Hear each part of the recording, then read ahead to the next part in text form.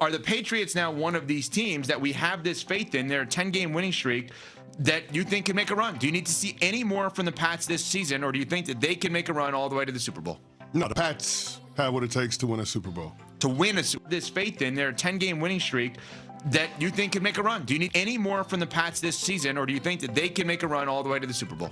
No, the Pats have what it takes to win a Super Bowl. To win a Super Bowl? Yeah. They This got year? what it takes. Yeah. You see the quarterback last night? Seen the quarterback all season. Well, Yes, last night even more so. the touchdown throws to Kayshon Boutte and Kyle Williams were absolutely phenomenal. You want to talk about being able to put touch on the throw? It's like in golf, being able to shape the shot. Like Drake May was absolutely awesome when it comes to deep ball accuracy. He's got the #1 QBR when it comes to facing the blitz. There's nothing that this guy can't do at the quarterback position at a really high level. And the way that he was able to navigate his offensive line being banged up last night, really, really impressive. I understand he got sacked 3 times, but none of them were really big hits, and it didn't keep the team from being able to maintain and sustain drives.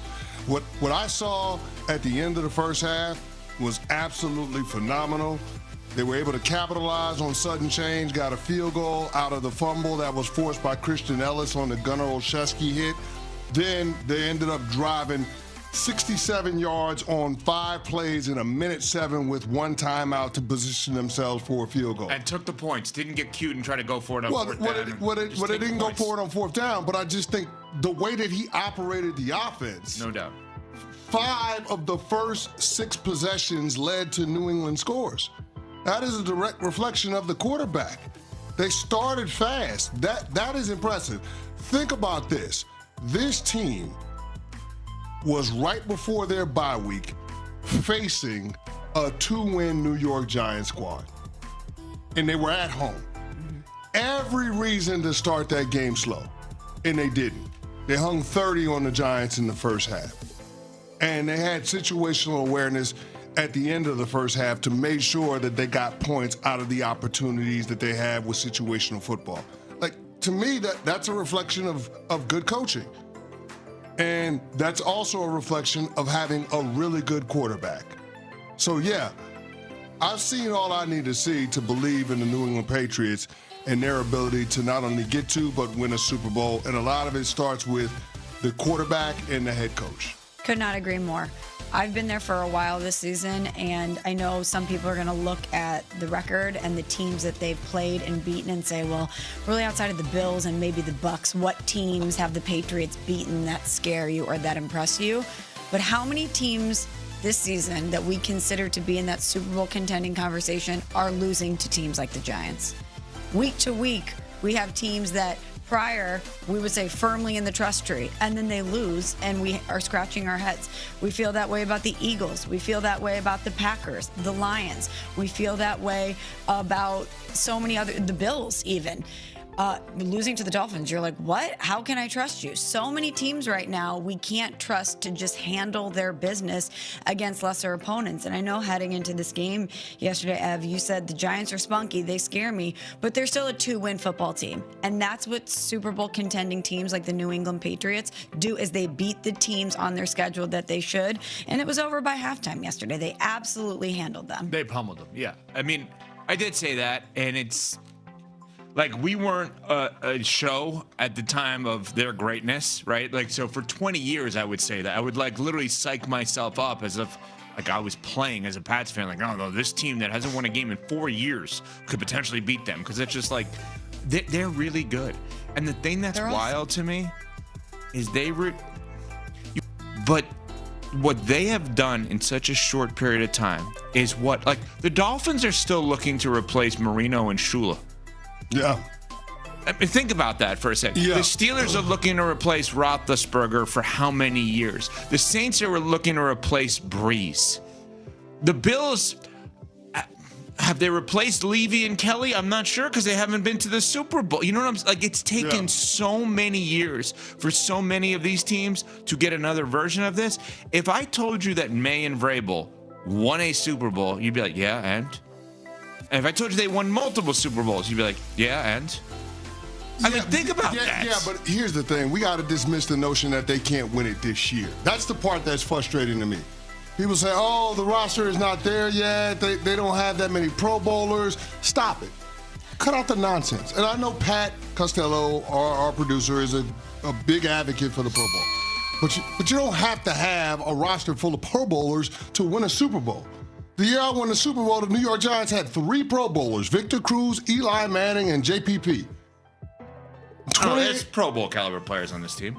But I'm not saying that there aren't, but because there's not a glut of them, because they're not going to have a half dozen Pro Bowlers, it doesn't mean that they can't win a championship. That's right. The Patriots in 2018 won a championship. They had, 3 Pro Bowlers: Tom Brady, Cordero Patterson, and Stephon Gilmore. That's what they had. But they had the best team. But they had the best team.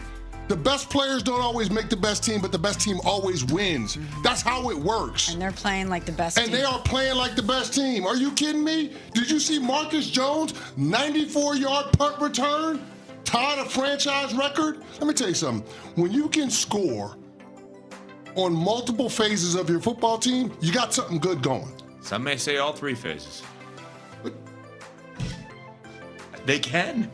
I'm getting giddy. I'm not arguing with it. Yeah, I mean, I know. Marcus Jones had the pick 6 a few weeks ago. They're really good. They are a really good team, and people need to stop dismissing their ability to be able to go on a deep playoff run and win a championship. When it comes to the trust factor of the teams that we think will be in it in the AFC, I don't know that you can say that you trust a team more than you trust the New England Patriots. The one thing I know about Mike Vrabel and his teams, they're not going to beat themselves. And one thing that I know is that they also have a quarterback that can go out and win them games. Imagine if their offensive line and defensive line were healthy. Clark, look, this is absolute domination from New England. Yeah. And Drake May looked very good. I don't think any of us expected to be here. No. And I'm going to say something that I think we all thought was unthinkable like a few months ago. Are we looking at the league MVP as of right now? I know. It felt Absolutely. weird. No, it shouldn't feel weird at all, Nicole. And that's why you heard chants here the entire night of MVP when Drake May was under center. He played that well tonight, and he's played that well throughout this stretch run for the New England Patriots. His poise and composure in the pocket, his leadership, his competitiveness, but also the pure skill that the young man possesses. For him to take this sort of jump, this sort of ascension in year 2 is nothing short of amazing, but you're seeing the explosive plays he's able to create from the pocket and even be able to improvise with his legs to give his receiver second chance opportunities or pick up first downs himself. Yeah, no one really saw this coming. So All we due didn't respect, expect and maybe it, even no. Drake May. But hey, if you earn it, you earn it. And the way the Patriots are playing right now, I mean, you can put him in the mix for sure. As for Jackson Dart on the other side, look, he came back after missing last week with a concussion. He's been taking hard hits all year. Get and on down. Monday night, he's like, he's acting like Cam Scatterboot for some reason. Get down. Yeah. How concerned are you with the way he actually plays the position? So I want to be clear, right? I'm concerned about his health. I don't want the kid to change the mentality. I want him to change the way he and act on the sideline, and you allow Ellis to just tee off on you. You need to step out of bounds and preserve yourself. And what's crazy about it is we're in such a soft league at times. There are wide receivers who won't take those hits on the sideline. And here you are, Jackson Dart, the franchise player of the New York Giants, and you're doing that. I love the toughness. I love the competitiveness. I love him being a dog, but you just can't take this sort of punishment. And this has only been year 1, guys, and we've seen Jackson Dart in that little blue tent far too many times. You can't help your team if you're not in the game. Correct. Even Scatterboot would have told him to get out of the sideline on that.